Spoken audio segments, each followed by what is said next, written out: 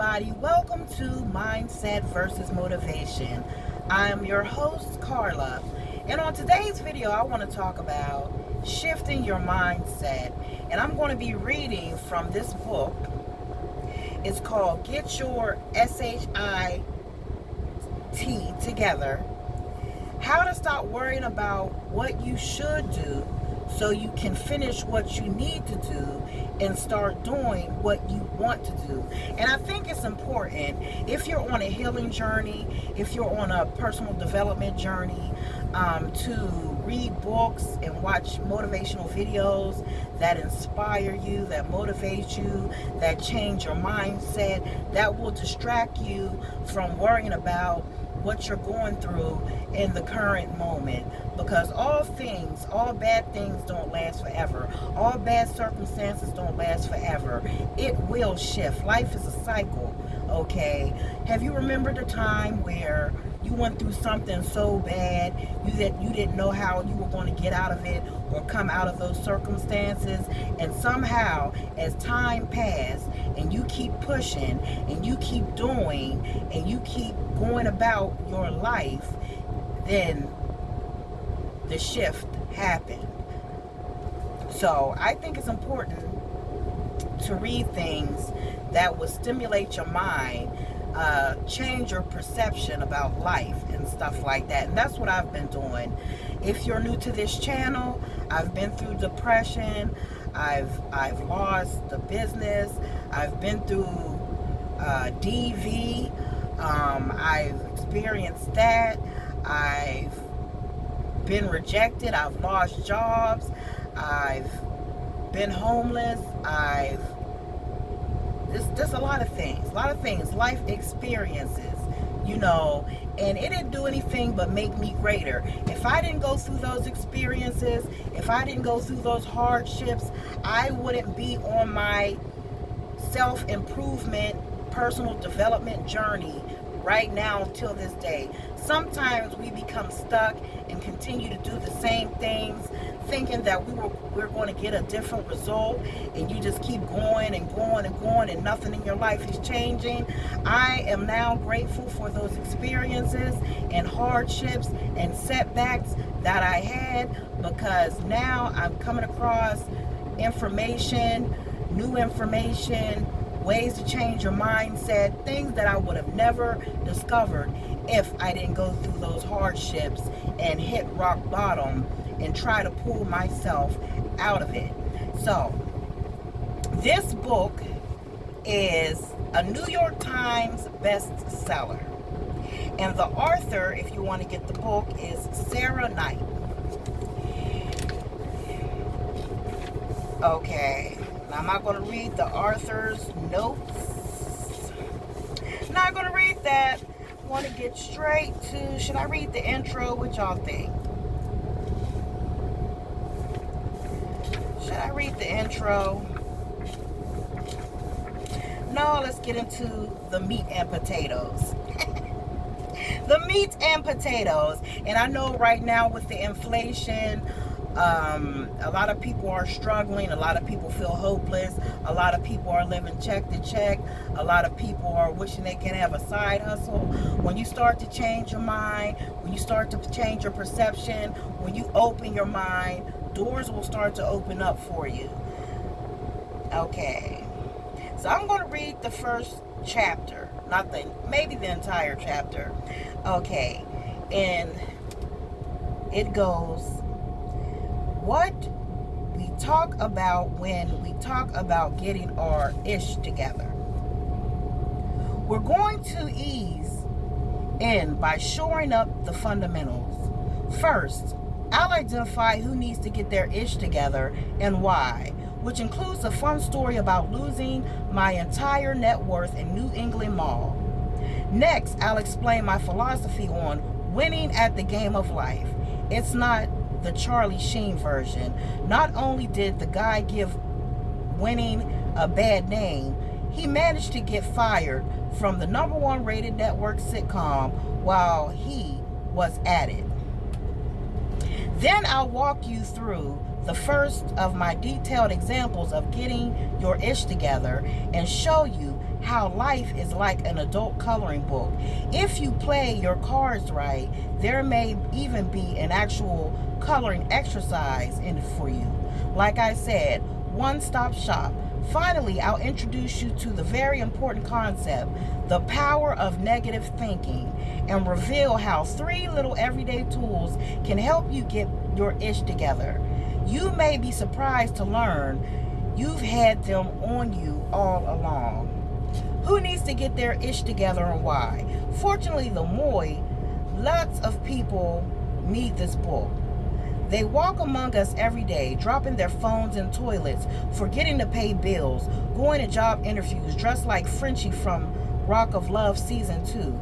Such folks include, but are not limited to, your friends, family members, classmates, and co-workers, total strangers, and one guy who asked me to send a free autographed copy of my first book to him in Morocco because he can't find it there and also can't afford return postage. That guy needs a straight up one-on-one tutorial. But no matter who you are, let it be known that not having your ish together doesn't automatically make you a bad person. True, Justin Bieber doesn't have his ish together, and odds are he's a bona fide jackwagon. But that's a special case. Call me Justin. For most of us, not having our ish together is merely an inconvenient state of being, not a true character flaw. And the good news is that unlike other potentially unsavory states of being, such as too short or from Texas, it can be altered without steel rods or forged birth certificates. So, who are you and in what ways is your ish lacking togetherness? Let's take a look at the spectrum. By way of 3 recognizable cultural archetypes known as Alvin and the Chipmunks. Now the first one is Theodore, relatively hopeless. The youngest of the performing Chipmunk brothers, Theodore is sweet, agreeable, and naive. He's along for the ride, but never ever in the driver's seat. Like Theodore, some people just can't get it together. Period. Full stop. They're constantly spilling on themselves and others, losing their and others' possessions, and making life far more difficult for themselves and everybody else than it needs to be.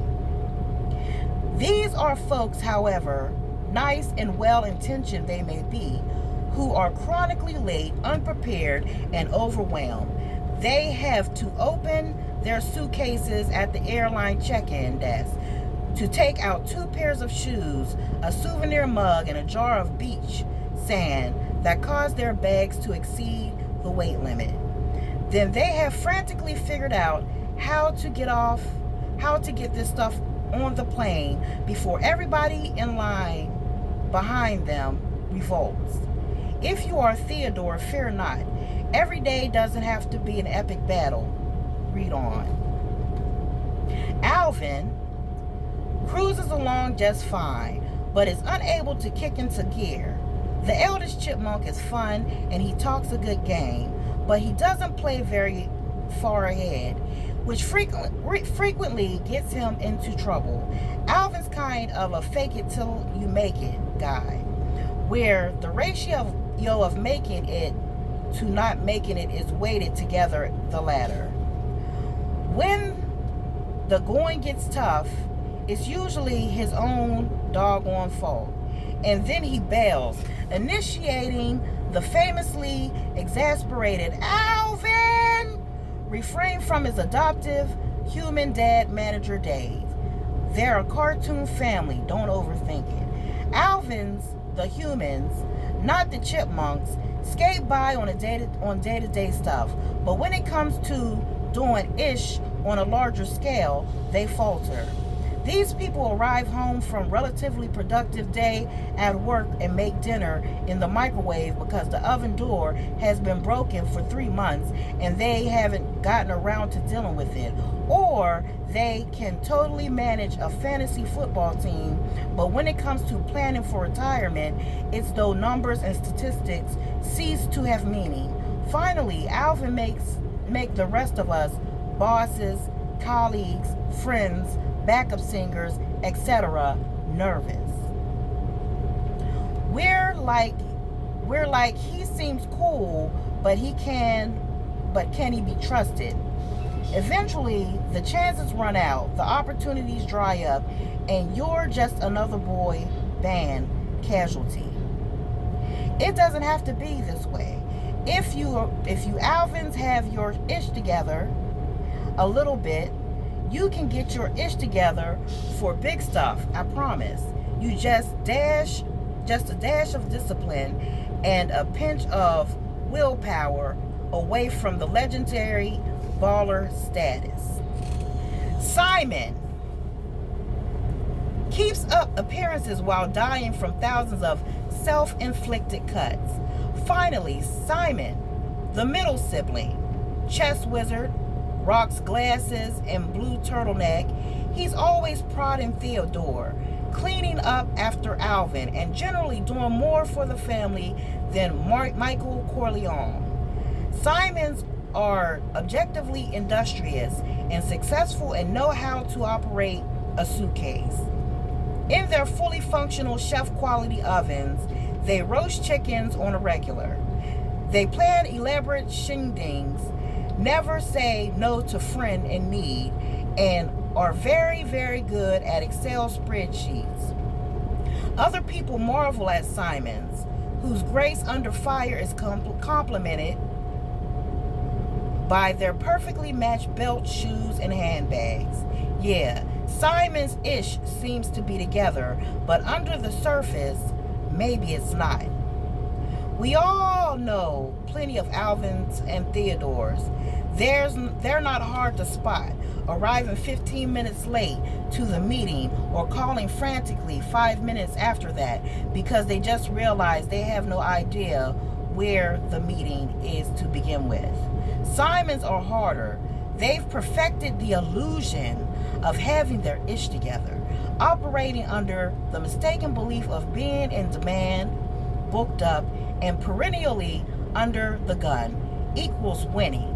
They masquerade as busy little bees and perfectly productive overachievers, but their ish is a struggle mode even if you can't see it. I know this because I used to know one particular Simon as well. Me. I lost my ish so you don't have to. In the past, I had my ish so outwardly together that nobody could see, let alone imagine the turmoil happening inside my brain and body. I was so overcommitted to my day-to-day tasks, where less like surgical strikes and more like ER triage. So yeah, I had it together in the sense that if you presented me with a problem, I could solve it. A project, I could complete it. A thorny philosophical question about the state of your romantic relationship, I can opine convincingly on it. I was a daughter, friend, student, employee, boss, wife, editor, cheerleader, psychologist, sounding board, and an all-around get-ish-done ninja. But 7 or 8 years ago, I was presented with a problem I didn't know how to solve. I'd been unwell for most of the week. My stomach hurt. I had a low-grade headache. I couldn't seem to take a deep breath and periodically wondered if it was my new bra causing the problem. Spoiler alert, it wasn't. As I was getting ready for work one day, I told my husband I was feeling nauseous. Maybe you're hungover, he said.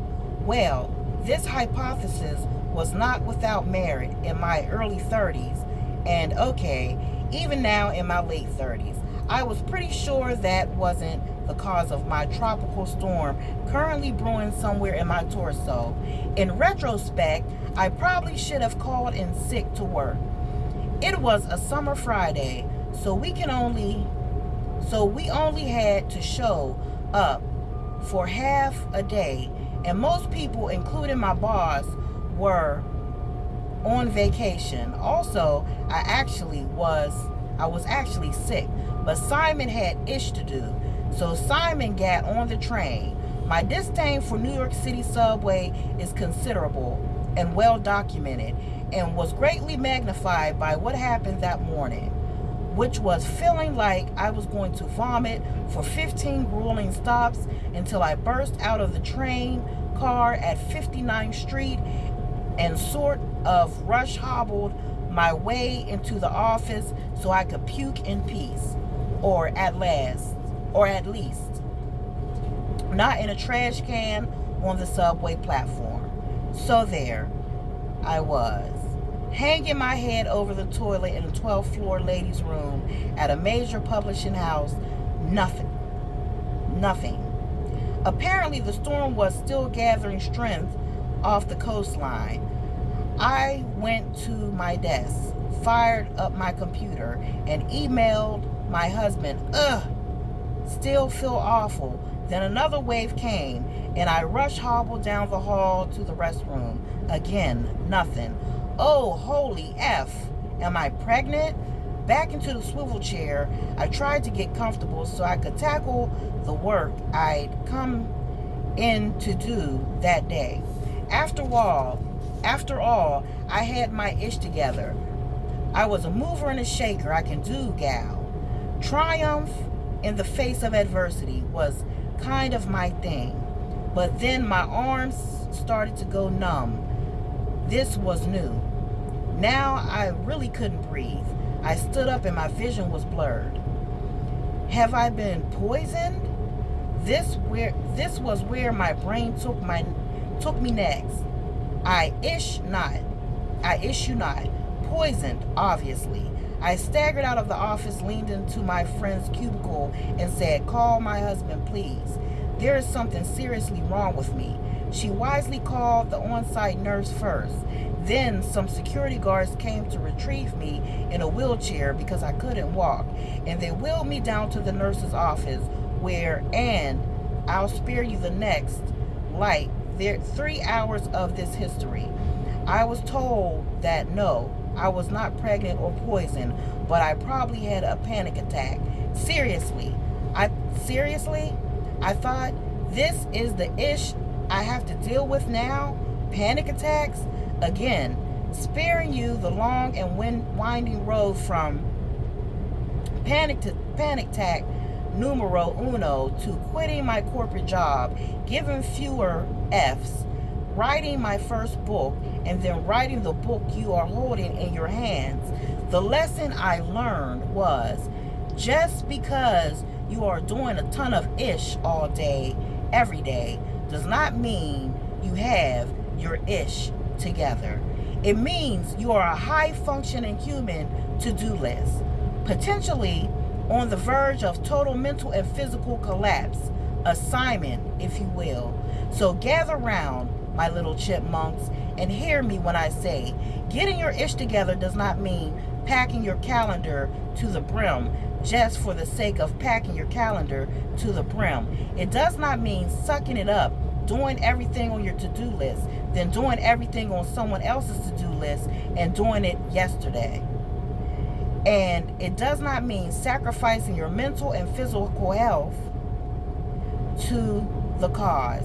What it does mean for me and for every Alvin, Simon, and Theodore on the spectrum is managing your calendar and your to-do list in such a way that the ish that needs doing gets done and doesn't drive you crazy along the way.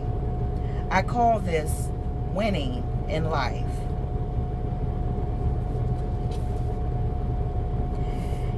And basically,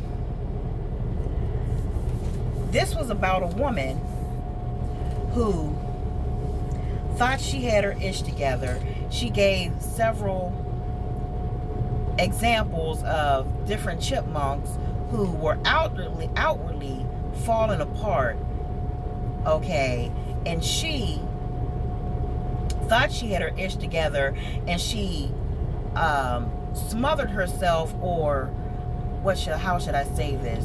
She overwhelmed herself with things to do to keep her busy, so she couldn't focus on the flaws, couldn't focus on her shortcomings, you know, and she became so overwhelmed that she began to get sick. She had a mental and physical collapse. Her body let her know that this is way too much. And some of us have been through this before, when it's way too much. Like right now, you may be going through a lot of things. Your body may be reacting to the stress, the high levels of stress going on in your life. And yet and still you don't have enough time to sit back, relax, gain composure, take some me time, have some self-care. Sometimes you have to say no. Sometimes you have to disappoint people, you know, and put yourself first. You may want to do everything for everybody. You may want to be perfect. You may want to have the illusion of being perfect, being well put together, not falling apart, not being vulnerable. But sometimes that can make you break down. Sometimes you have to get your emotions out. Sometimes you have to stop and breathe and figure out what is important. What can I do today? What can I put off until tomorrow? How to organize, how to prioritize, you know, so you won't become overwhelmed and sick and your body takes a toll. And then you're in the hospital for several weeks trying to recover while everything else is, you know, just falling apart in front of your eyes. So don't allow people, things, jobs, situations to overwhelm you and cause you to become sick. Take your time, think about yourself. You know, if you have to go somewhere, or tell your family, if you have a family, you know, I need some time out for one day on Sunday. I have to relax. I have to, you know, take some me time to myself. Then you should do that, you know. And a lot of times, you know, being someone who is a leader, or being the main person in the family that everybody depends on, or being someone that the company relies on, you know, it can be a lot sometimes. And don't allow yourself to be pressured to do everything. They want you to do everything, you know. And sometimes that stress causes you to have a mental breakdown, you know, so, and cause you to have anxiety, such as she did, panic attacks. Then her body started to react. Take some time for yourself. Try not to worry too much, and love on yourself. And when you begin to do that, when you begin to organize, when you begin to prioritize, when you begin to put yourself first, everything else will fall into place. And I will do another video on this book. We stopped at, I'll call this Winning of Life. Once again, the book is Get Your Ish Together. And a lot of us can use that information. I myself need to get my ish together. There's some things I fall short in, you know, and I think we all do. So that's all I have for this video. And I will see you all on the next one.